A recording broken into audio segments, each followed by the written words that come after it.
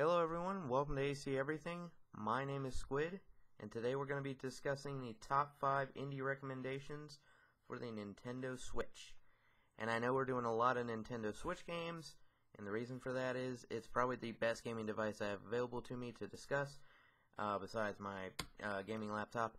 And also, it's gaining popularity steadily every day, and they're bringing out steady, great content on it almost daily. Almost weekly. In fact, weekly, if you have a Nintendo Switch and you follow the news channels, you will know that they'll have a weekly update of what's available in the Nintendo eShop. And very often it changes almost every week.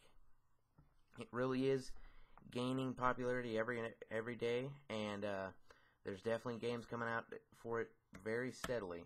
And I find that very impressive, considering people were worried about it at first.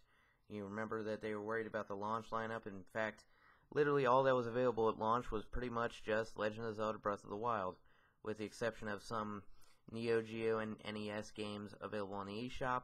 That's basically all that was available. Now it wouldn't surprise me to find out if they have over 100 games available on the eShop at this point.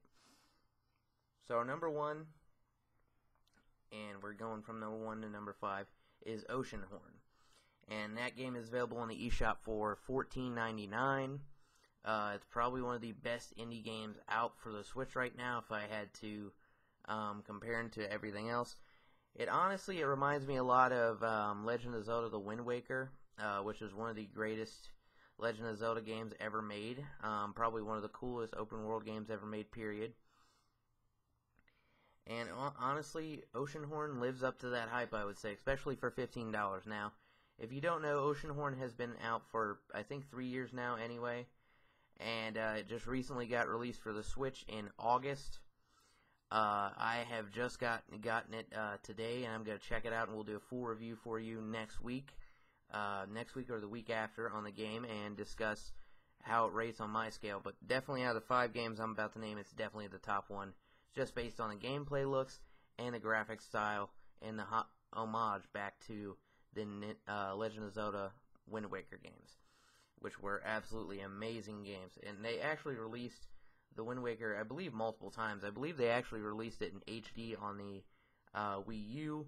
Of course, that's not really all that impressive, but nonetheless, it really is a legendary game, I would say. Probably not necessarily as big as Ocarina of Time. Definitely not, I would say. It's definitely not on that level. But nonetheless, Wind Waker, a really great game, and I wouldn't say Oceanhorn is as good as Wind Waker, but nonetheless, it really is a great graphic style, very familiar, love the RPG setup, and overall it's a very good game, especially for the value price of $15.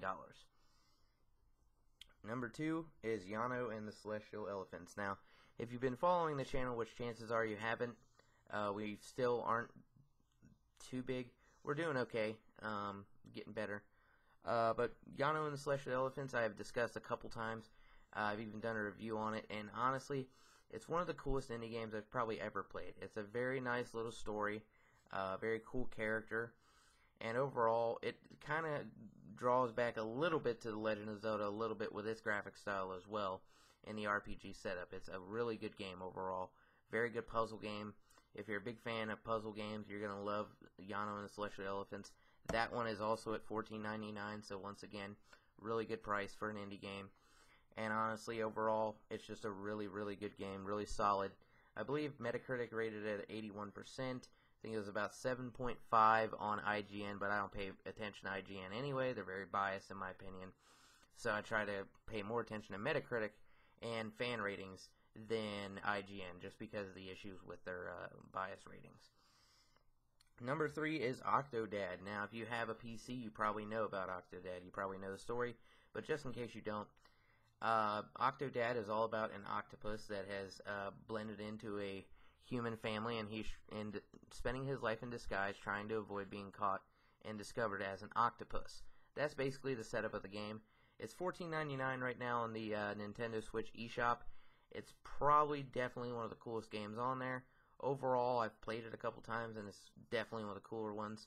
And on this list, I mean, people are going to ask about the back two, or at least the 4th one, and wonder why it's not ranked at number 1. It might have to be. I'm not a huge fan of the graphic style of the fourth one, which we'll mention just in a minute.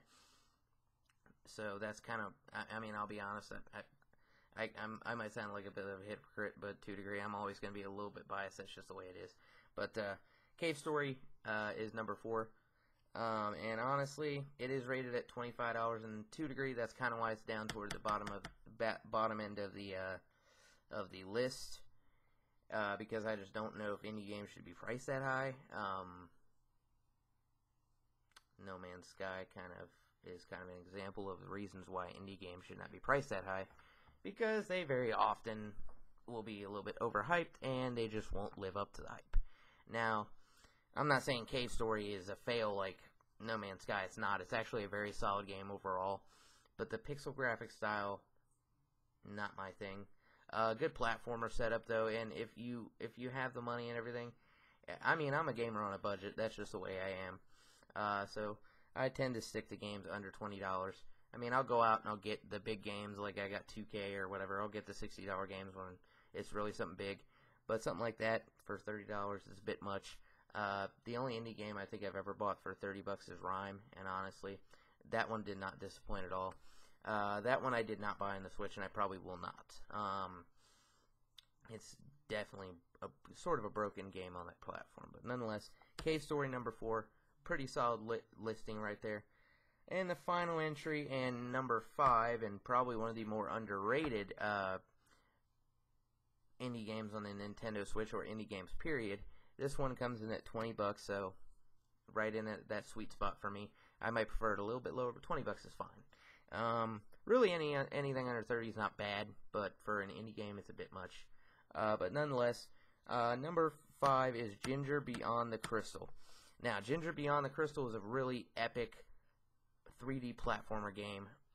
Great puzzle, great graphics, cool puzzle setup. Definitely one of the cooler indie games available on the Nintendo Switch right now. I highly recommend it. I give it like a 9 out of 10. I've had a lot of fun playing that game. It really is cool. If you haven't checked it out, check out some trailers, look into it. It's a great game. Some cool characters in there and a very cool narrative overall.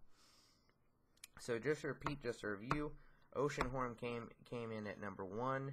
The Legend of Zelda kind of homage game, and that came in at $14.99. Yono and the Celestial Elephants, kind of similar, $14.99. Octodad, $14.99. That's its own purpose. Very cool story. There's a lot of cool camaraderie, and that one is very interesting. And honestly, I gave that about an 8.7 out of 10, which is at $25. That one's about an 8.7 out of 10, probably a little bit higher than that for a lot of people. For me, I'm not a huge fan of it. Just because of the graphic style, a little bit of a too far pushback. A lot of people do like that kind of classic pixel 8-bit style gaming. It's not 8-bit, I think it's 16-bit. Not sure. But a lot of people do like the pixel graphics. I'm not a big fan of it, but if you like it, you're going to love it. And number 5 is Ginger Beyond the Crystal, which is probably the coolest game graphically on this list besides Oceanhorn. And that one came in at $20. Not bad overall. Really good game. Probably 8.5 out of 10. Probably a little bit better, honestly. And if you love 3D platformers, you won't be disappointed. It's absolutely amazing. I'm not saying it's on the scale of like Super Mario Odyssey or any of the Super Mario games for that matter, but for an indie developer to come out with something so cool, definitely something you need to check out. Really cool game overall. And the final thing we have to talk about today is this coming, actually it'll be tomorrow. We have another unboxing video coming for you, and that is of a, well, I'm not going to tell you what it is until tomorrow, but we have another reptile coming tomorrow.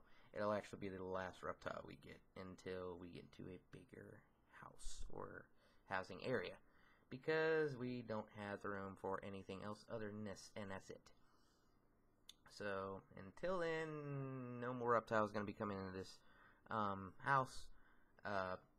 Now, once we do get into a house, I plan on getting in a black and white Argentine tegu, which, if you don't know what it is, it's probably the coolest lizard you could possibly get as a pet. They're very large.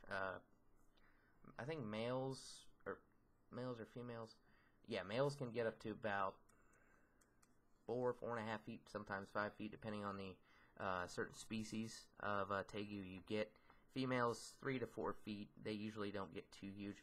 Blue tegu is probably what I'm gonna get because I do want a big lizard, but I want it a little bit on the lighter side of that. I'll tell you this: the lizard that's coming tomorrow gets fairly large. Not large enough that it wouldn't be able to inhabit this apartment, but large enough that it's definitely a pretty decent sized animal. Bigger than the blue-tongued skink I got, if that gives you an example. And blue-tongued skinks get up to about 2 feet, possibly. Since that one's a female, she probably won't get... Well, actually, no. Blue-tongued skinks are... I believe they're not sexually dimorphic, which means males and females get to the same size no matter what. So she'll probably get up to 24 inches or so, maybe a little bit smaller. She's a Maruki blue-tongued skink, so she's probably going to get up to 24 inches, I'd say. And she's pretty happy. I might show you the setup that I got her in right now pretty soon. Basically, what I got her in right now is a pretty sizable, probably about the same size as a 40-gallon breeder tank. It's a plastic, like a tub, sort of. I know some people look at me like I'm crazy for that. I don't have her set up with UVB because a lot of people have suggested that it's just not necessary and you're wasting your money if you bother with it. So I have her set up with just a simple heating lamp. And what I did was, obviously, I slit holes in the top of the lid to allow for air and everything. And then we cut a round hole to drop the heating lamp in there. And we use reptile bark for the substrate. All this might not make sense to you if you're not a big reptile enthusiast, but if you do, you know what I mean. And I also got a little tiny plastic tote, like that big. Cut a hole in that so she could go in there for a hide box. Also, that has coconut fiber in it, which keeps the humidity up there very high. And I mist her daily, and usually I drop her in the sink to bathe daily to keep her humidity in there, along with a decent-sized water bowl as well. And I feed her mealworms and superworms and some greens and stuff like that as well. Blue-tongued skinks are more insectivores than vegetables. Well, actually, it depends. Actually, blue-tongued skinks like vegetables more than insects, so it depends. You'll find that bearded dragons are the opposite. They like, and he's just sitting there staring at me now that I think about it. I'm turning over there. He's right at the edge of his tank staring at me. He probably wants to come out. Yeah, he definitely wants to come out. Anyway, so they tend to eat vegetables, whereas with bearded dragons, they tend to actually like insects more than anything. And I tend to feed him mealworms and crickets. Depends. Anyway, that is the end of our video for today. I hope you enjoyed it. And those were our top 5 indie recommendations for you if you haven't got them on a Nintendo Switch.